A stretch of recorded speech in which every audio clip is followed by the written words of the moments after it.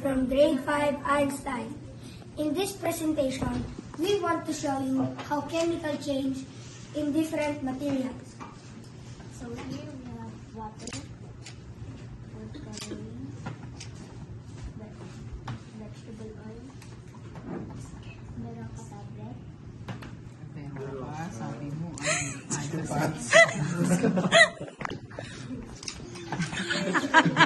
mali pa talaga basa mo.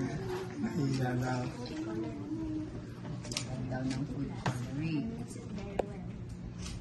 Well, in second class, Wait, kailangan mas matingkad. Wala na yata kuya eh. Actually, ito na ginamit mo. Meron pa. well, in second class, we're gonna fill it up with vegetable oil.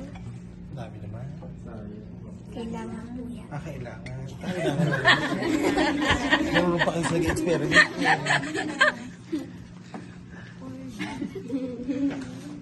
Look closely daw sir. Oh, look what happened to the ano.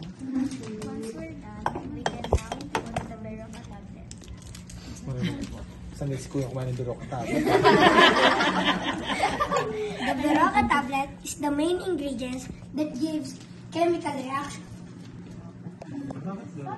Parang plumosil lang. Now, let's wait and see Nakita what mo, will happen. nataas yung mga bubbles. So, We can see the reaction of the Berocca tablet inside the glass of vegetable oil. And that's because the oil is less dense than the water, making it rise above the water layer. And when we added the Berocca tablet, the food coloring that mixes with the water goes up and sinks right down.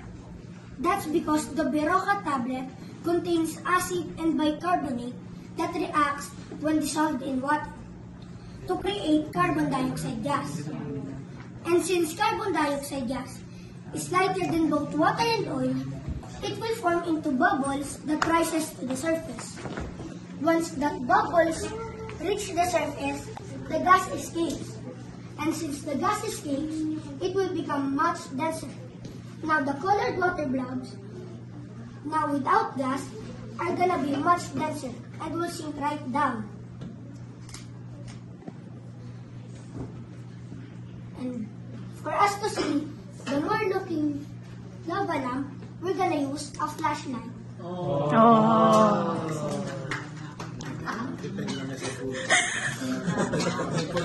So that's how we made a lava lamp.